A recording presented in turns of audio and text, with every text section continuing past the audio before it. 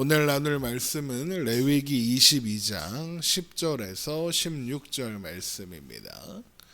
레위기 22장 10절에서 16절의 말씀 우리 함께 보겠습니다. 레위기 22장 10절에서 16절 말씀. 레위기 22장 10절에서 16절 말씀 우리 한 목소리로 읽겠습니다.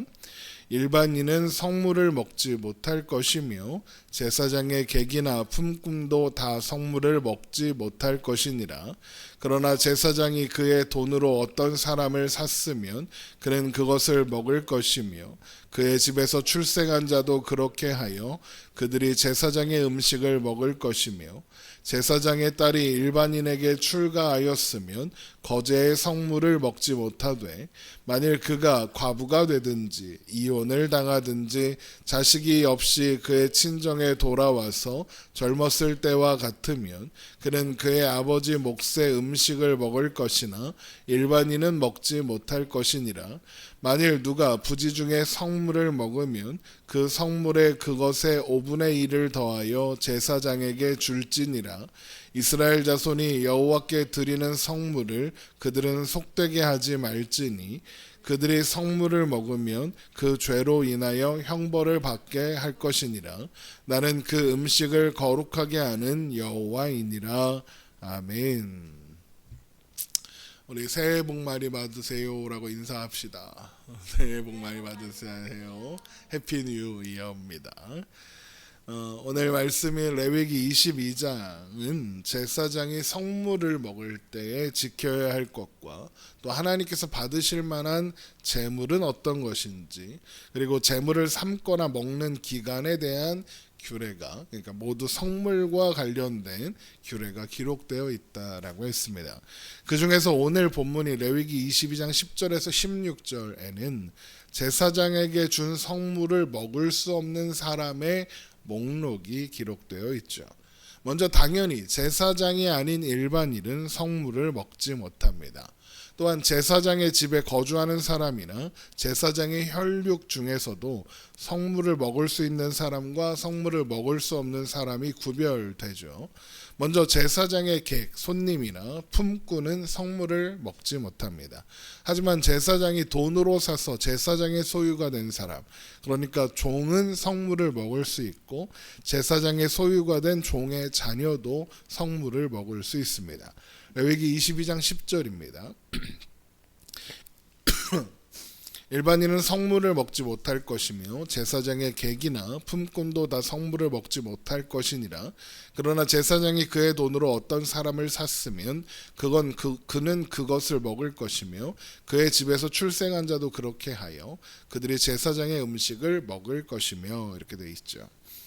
우리는 이것을 통해서 제사장이 사서 종으로 삼은 사람과 그의 가족들 또한 제사장 집안의 일원으로 여겨진다라는 사실을 확인할 수 있는 겁니다. 물론 이들이 성물을 먹을 수 있다라는 것은 단순히 제사장 소유의 종이 되었기 때문만은 아닙니다. 그는 제사장의 종으로서 할례를 받고 하나님의 백성이 되고 나서야 제사장의 집안 사람으로 인정받을 수 있었을 것이기 때문에 그렇습니다. 왜냐하면 하나님은 같은 유대인의 경우에는 그가 가난하여 자신을 종으로 팔고자 하더라도 그를 종으로 삼아서 부리거나 팔지 말고 품꾼이나 동거인으로 대하라. 그러니까 동족은 이스라엘 사람끼리는 종 삼고 이런 거 하지 말아라 라고 하셨습니다. 그렇기 때문에 만약 제사장이 돈으로 사서 소유로 삼았다라는 말은 이방인 중에서 종을 사서 소유로 삼았다 이런 의미입니다. 레위기 25장 39절에서 46절을 보면 그 말씀이 나와 있어요. 종을 살 거면 이방인 중에서 하지 이스라엘 백성 중에서는 하지 마라 이런 말씀이 있죠. 그러니까 마찬가지로 제사장이 누군가를 돈으로 사서 종으로 삼았다면 그는 이스라엘 사람이 아니라 이방인이었던 거죠. 그런데 이스라엘 백성은 하나님의 소유된 백성이다 그렇습니다. 그러므로 만일 이스라엘 백성들이 이방인을 사서 소유로 삼았다라면 그 또한 하나님의 소유입니다. 이해되시죠? 무슨 의미인지. 이스라엘 백성이 하나님의 소유이니 이스라엘 백성이 산 종 또한 하나님의 소유가 됩니다. 그렇기 때문에 이스라엘 백성의 종이 되는 사람은 할례를 받고 하나님의 백성이 되어야 하는 거죠. 더욱이 제사장 종의 집에 제사장 집의 종이라면 더욱 그래야 합니다. 그렇죠? 제사장이니까요. 제사장의 집에서 먹는 모든 음식은 성물이에요. 왜냐하면 농사 지은 것도 없고 다 백성들이 가져온 재물을 가지고 식량을 삼고 먹을 것을 삼기 때문에 그 집에서 종 생활을 하려면 당연히 그 성물을 먹을 수 있는 자격이 필요하게 되는 거죠. 그런데 이것은 사실 그렇게 팔려온 종마저도 배려하시는 하나님의 은혜다라고 할 수 있겠습니다. 그가 비록 종으로 팔려왔다 해도 그 또한 할례받은 하나님의 소유된 백성이 되는 겁니다. 그러면 비록 종으로서 가지는 여러 가지 제약은 있겠으나 주인이라고 해서 그를 함부로 대하거나 학대할 수 없는 존재가 되죠. 왜요? 종이지만 그 또한 하나님의 백성이니까요. 하나님의 언약 백성이니까요.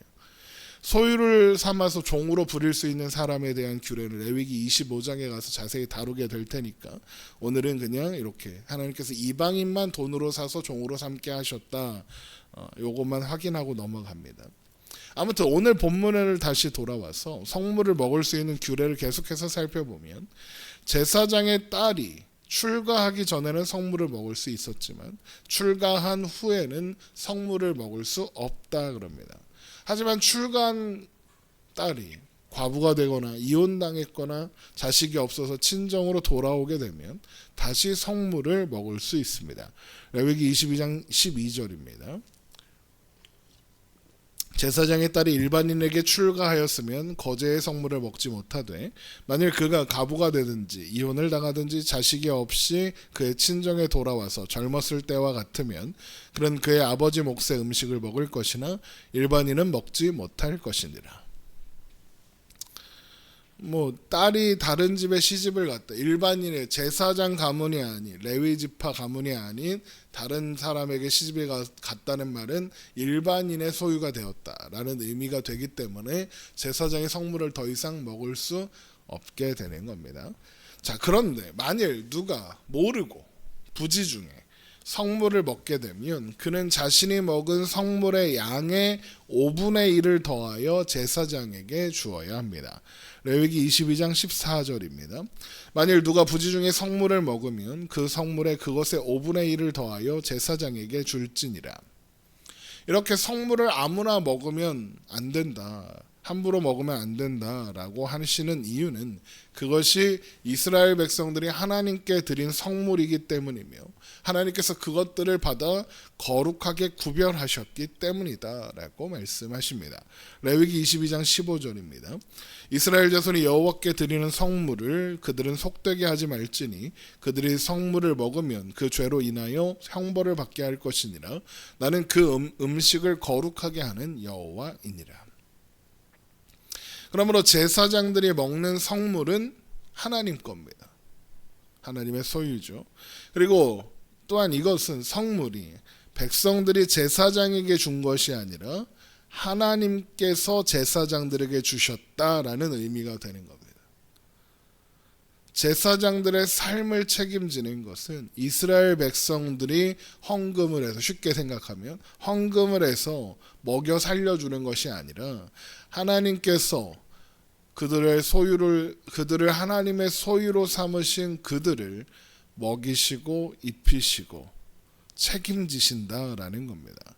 그래서 민수기 18장 20절에 여호와께서 또 아론에게 이르시되 너는 이스라엘 자손의 땅에 기업도 없겠고 그들 중에 아무 분깃도 없을 것이나 내가 이스라엘 자손 중에 네 분깃이요 네 기업이다라고 하시는 겁니다. 하나님이 제사장들의 기업이 되십니다. 그러면 하나님은 어떤 방식으로 제사장들의 삶을 책임지시는 겁니까? 물론 초자연적인 방법으로 혹은 그들의 넉넉한 땅을 주셔서 농사지어서 먹고 살아라 할 수도 있습니다. 하지만 하나님은 제사장들과 레위 자손들은 그런 방법 대신에 백성들이 하나님께 드리는 성물을 통해서 제사장들과 레위 자손들의 삶을 책임지기로 하셨습니다. 민수기 18장 21절 말씀입니다. 내가 이스라엘의 11조를 레위 자손에게 기업으로 다 주어서 그들이 하는 일 곧 회막에서 하는 일을 감나니 그럽니다. 하나님께서 이스라엘 백성들이 드리는 11조를 제사장의 성물로 삼았다라는 겁니다. 자, 그러면 어떤 일이 일어나겠습니까? 제사장의 소득이 되는 거잖아요. 그러면 제사장의 소득은 이스라엘 백성들이 11조를 열심히 하면 많아질 겁니다. 반대로 11조를 열심히 하지 않으면 적어지겠죠. 11조를 안 하면 쫄쫄 굶겠죠. 그러니까 이 제사장들의 소득은 이스라엘 백성들의 신앙 수준에 따라서 많아질 수도 있고 적어질 수도 있습니다. 물론 백성들이 11조를 비롯한 성물을 드린다고 해서 제사장들이 다른 백성들보다 더 풍요롭고 여유롭게 사는 것이 아닙니다. 11지파의 11조로 한 지파가 먹고 사는 겁니다. 다른 지파와 비슷한 수준에서 생활이 유지되면 유지되지, 아니면 조금 못한 수준으로 유지되지, 11조를 백성들이 많이 했다고 해서 그 지파가 다른 지파보다 더 잘 먹고 잘 살 수 있는 건 아니라는 거죠. 그런데 이런 방식에는 뻔히 보이는 단점이 있습니다. 그게 뭡니까? 백성들이 하나님께 성물을 드리지 않으면, 11조를 드리지 않고 제사를 드리지 않으면 제사장들의 삶이 궁핍해질 수밖에 없다는 겁니다. 그러면 제사장들이 그 삶을 유지하려면 어떻게 해야 하겠습니까? 백성들이 하나님을 잘 믿도록 제대로 본을 보이고 제대로 잘 가르치면 되는 겁니다. 하나님은 제사장들이 백성들의 어른이다라고 하셨습니다. 레위기 21장 4절을 봅니다. 레위기 21장 4절. 제사장은 그의 백성의 어른인즉 자신을 더럽혀 속되게 하지 말지니라. 제사장이 왜 백성의 어른이 됩니까? 하나님께서 제사장에게 거룩하고 속된 것, 정하고 부정한 것들을 분별하고 하나님께서 명하신 규례들을 이스라엘 백성들에게 가르치는 역할을 맡기셨기 때문입니다. 그런데 제사장들이 그 역할을 제대로 잘 수행하려면 백성들의 상태와 상황이 어떠한지, 지금 이 백성들이 하나님을 잘 믿는지 안 믿는지 알아야 할 거 아닙니까? 그걸 측정할 수 있는 바로미터가 있어야 한다는 거예요. 기준이 있어야 할 거 아닙니까? 그러면 제사장들이 가장 민감하고 또 빠르게 백성들의 신앙 상태를 확인할 수 있는 바로미터, 기준점이 뭐겠습니까? 직장을 다니는 노동자들에게 가장 민감한 문제가 뭔지 아십니까? 월급입니다. 월급이 하루만 늦게 나오거나 월급이 적게 나오면 난리가 납니다. 그렇죠? 그거를 월급날이었어? 이러는 사람은 내가 본 적이 없습니다. 금방 눈치채죠. 그런데 제사장들이 백성들의 상태를 가장 민감하고 빠르게 파악하는 방법이 바로 그건 겁니다. 제사장들의 소득이 줄어들었다는 것은 백성들이 드리는 성물이 줄어들었다는 거고, 백성들이 드리는 성물이 줄어들었다는 것은 그들의 신앙에 문제가 생겼다는 겁니다. 그러면 제사장들이 어떻게 해야 하겠습니까? 가서 11조 안 나면 하나님이 벌 주신다. 11조 줄었으니까 더 맞춰라. 이래야 하겠습니까? 아니면 백성들이 듣고 싶은 말을 해주고 바라는 것을 해결해 주면서, 그러니까 백성들의 비위를 맞춰줘서 더 많은 성물을 가져오게 꼬셔야 할까요? 그렇게 하면 당장 제사장들이 먹고 사는 문제가 해결될 수 있을 수도 있습니다. 교회가 헌금을 늘리기 위해서 막 사람들 듣기 좋은 소리 하고 막 사람들에서 감언이설로 꼬시고 헌금 많이 하면 복 준다 막 이렇게 해서 헌금이 늘어날 수 있습니다. 그러나 그렇게 해서는 아무것도 해결되지 않죠.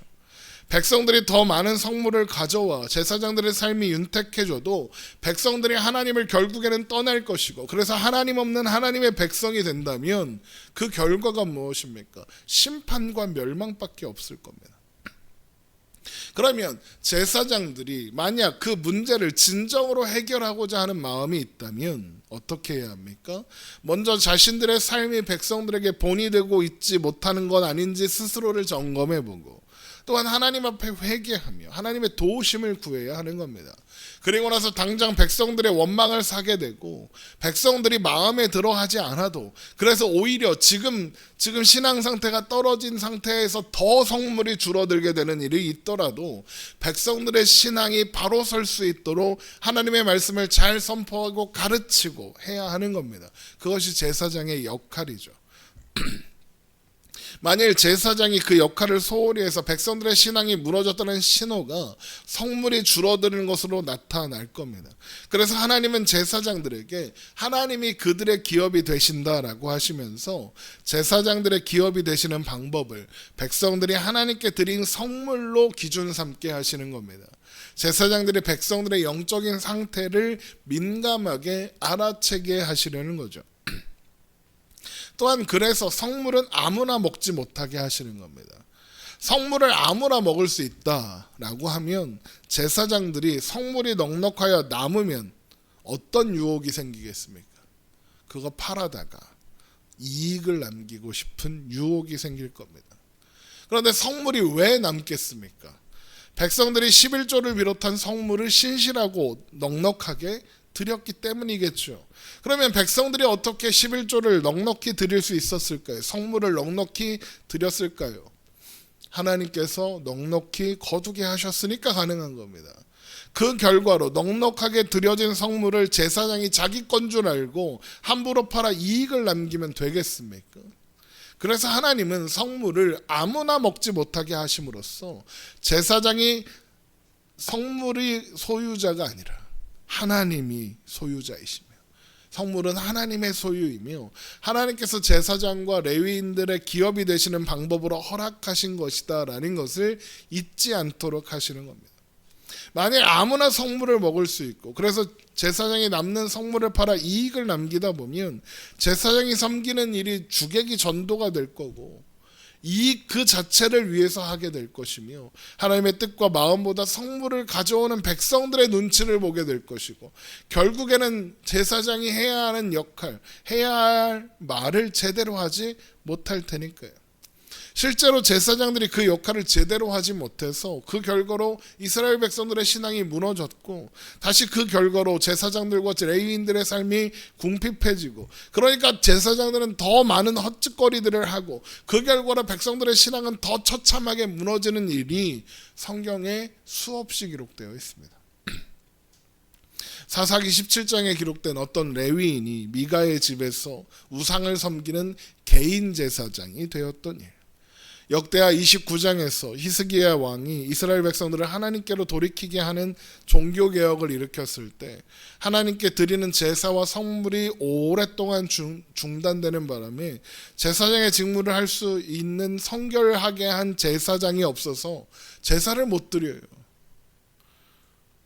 이런 모든 일들은 제사장들과 레위인들이 그들의 기업이신 하나님을 온전히 바라보며 살지 않은 결과로 나타난 일이라는 겁니다. 그리고 또한 이것은 2026년 새해를 맞이하며 예배하고 있는 우리들이 새해에 잊지 말아야 하는 내용이기도 합니다. 누누이 말씀드린 것처럼 신약 시대를 사는 우리들, 예수 그리스도와 연합하여 하나님의 자녀가 된 우리들은 하나님의 하나님 되심과 하나님의 영광을 드러내고 선포하는 왕 같은 제사장으로 받은 존재들입니다. 베드로전서 2장 9절에 너희는 택하신 족속이요 왕 같은 제사장이요 거룩한 나라요 그의 소유가 된 백성이다 하셨습니다.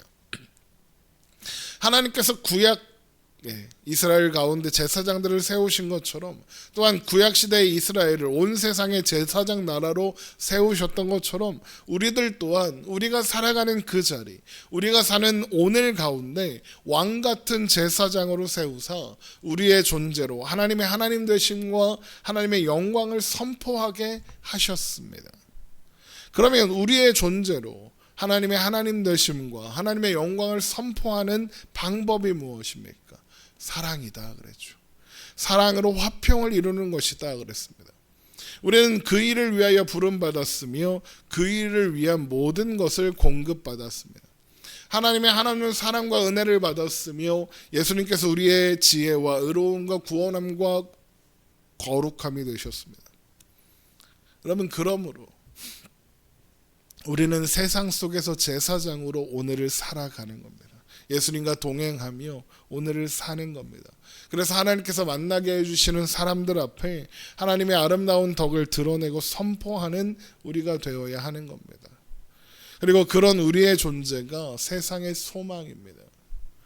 이 사실을 기억하면서 2026년 이 한 해가 우리의 삶으로, 우리의 존재로 하나님을 드러내고 나타내는, 그래서 하나님을 아는 자들이 날로 늘어나게 되는 그런 우리의 삶과 존재가 되기를 주님의 이름으로 축원합니다. 기도하겠습니다.